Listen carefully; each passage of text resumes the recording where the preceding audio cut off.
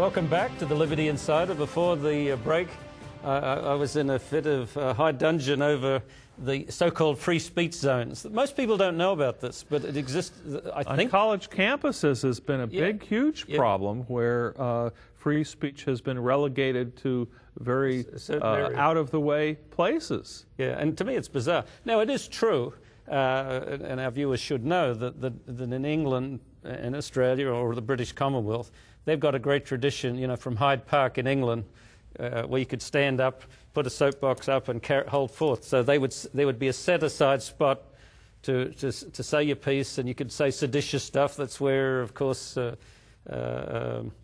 Marx and Engels and others like them have indulged themselves in England. So I understand that, but it never was only there and not anywhere else. We've made it such an exclusionary zone that it makes a mockery of the very term free speech. Well, free speech has really taken a hit legally in our society.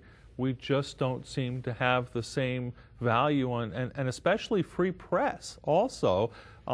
With the Bradley Manning prosecution, the administration has been cracking down on leakers and threatening to punish journalists who publish what are classified documents, and now they're wanting to consider them guilty of espionage. You know, and I'm sure very few of our viewers would know the story of the Aurora. No. There was a newspaper run by Benjamin Franklin's nephew, I think it was, that was a real gadfly against a number of the leaders then, particularly Jefferson.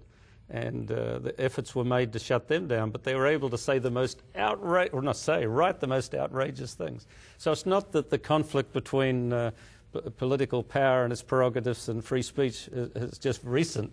It's been from the beginning, but it's only recently that I think there's outright intimidation. We had the Alien and Sedition Acts that John Adams passed. Yes. So, no, this battle, Anthony Lewis wrote a marvelous book called Freedom for the Speech We Hate, you know, the history of free speech. And we have always somehow found a way to restrict the speech of the dissidents. And that's a good thing to point out.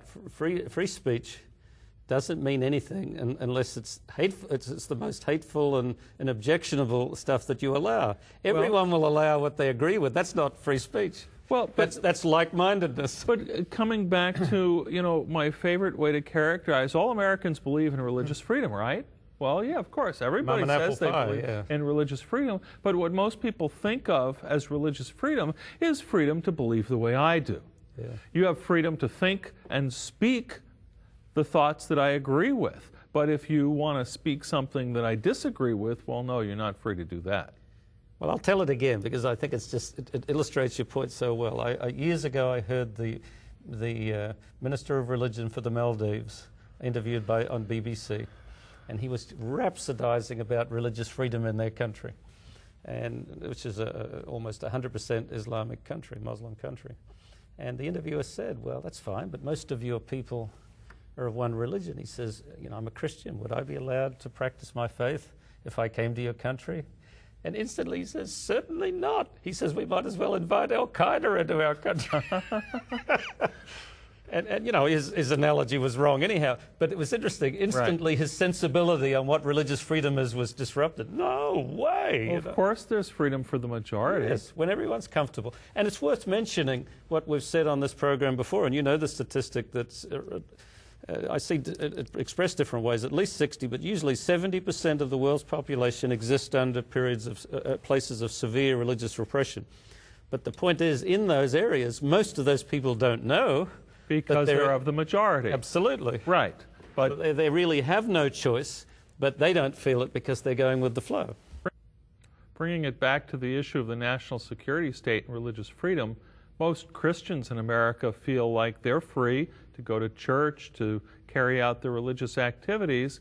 The same is not true if you're a Muslim participating in the life of the mosque. FBI leaders met with the Muslim community in Southern California a few years ago to reassure them that they were not infiltrating and monitoring the activities of the mosques. And then what came out false. a few years later was that the one of the mosques reported a new member who was behaving suspiciously. And it turned out that he was an FBI plant. And so they filed a federal lawsuit against the FBI. And, drum roll please, what was the outcome of the federal lawsuit? The FBI defended and asked the court to dismiss it, saying that all of the evidence was classified, and so it could not be revealed in a federal court. And the federal judge went along with that. So the full scope of FBI infiltration and monitoring of mosques in America now, is unknown. As a point of fact, as a point of speculation, we have to assume that the FBI is closely monitoring the activities of the entire Islamic community here in America. Well, it's a little more than that, because I can remember the announcement of the directive. It was to regularly monitor religious meetings, as was done during the Vietnam era. Well, during the 1980s, when we had the trouble in Central America, the sanctuary movement, we had the sanctuary movement. Now, it's not that the government doesn't have that right. I mean, I better qualify. I mean, to be interested and to realize that things may be said in some context. But a wholesale intrusion like that, I think, is a very dangerous development, especially when it's denied. Okay. So I interviewed the lawyer who was representing the mosque in that case. One of her partners is a colleague of mine in the plaintiff's employment law community in California. And what I found out was, predictably, that this episode had a detrimental effect, a chilling effect, we lawyers call it, on the life of the Islamic community. They would refuse, they stopped having potlucks or whatever their equivalent is. They stopped having social gatherings, and the community was decimated by the fear that someone in their midst would be reporting to the FBI. Absolutely. How would you feel, listener, if you go to church and you suspect that all the license plates are being recorded by the government, that somebody's sitting there listening to the sermon and watching who's coming and going and monitoring your activities? How would that impact the life of the congregation? And more than chilling effect, I believe it has the potential, as we've seen with American foreign policy being influenced by some forms of evangelical Christianity and their end-time viewpoints. It starts to shape religious thought itself. It's a lot of subconsciously to make it what, sometimes without any input perhaps from authorities, but what they feel is a more compliant, less threatening, more generic form of whatever the religion is.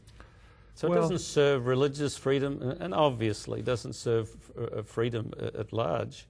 It's part of a paranoia that's gripped, in this case, the government, I think. Americans are going to have to deal with the reality of the choice. Do we have a free society, or do we have a national security state? Yeah. The choice has largely been... This is facing, the entire world at some point, but particularly the Western world, which feels under threat since 9/11 from radical Islam in particular, and Europe and the US with the illegal immigration from the South. It feels under demographic threat.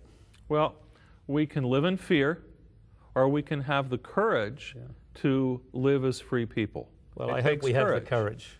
I hope we do, but I'm not necessarily convinced. Somehow, I fear that we have been seduced by too many iPads, iPods, digital entertainment, that we're largely being entertained and dumbed down so that we don't think a meaningful thought and don't have any dissent, and we're simply good little consumers doing our part for the global economy, and meanwhile our freedoms are just going away with drones coming to the American skies and privacy a thing of the past. It's worth remembering that the Inquisition in Spain arose out of the need for security following the Christian reconquest of Spain after hundreds of years of Moorish or Islamic domination. One would think that the enemy at that time would have been Islam. But in reality, most of the efforts of the Inquisition were focused not just on Christians themselves, but against Jews in particular.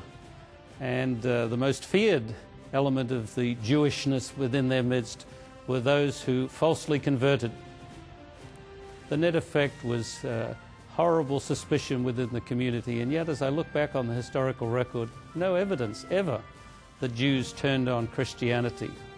Similarly today, we are in a time of global security in fear of Islamic terrorism, and the net effect is that we're lashing out at our own citizens and creating an aura of suspicion that is ill-serving freedom. It will ill-serve freedom in general, and religious liberty in particular will suffer greatly, I believe, in a parallel way to how the Inquisition, a time of spiritual darkness, descended not just on Spain, but the entire Christian world. We need to avoid a repeat of that dynamic in our era. For Liberty Insider, I am Lincoln Steed.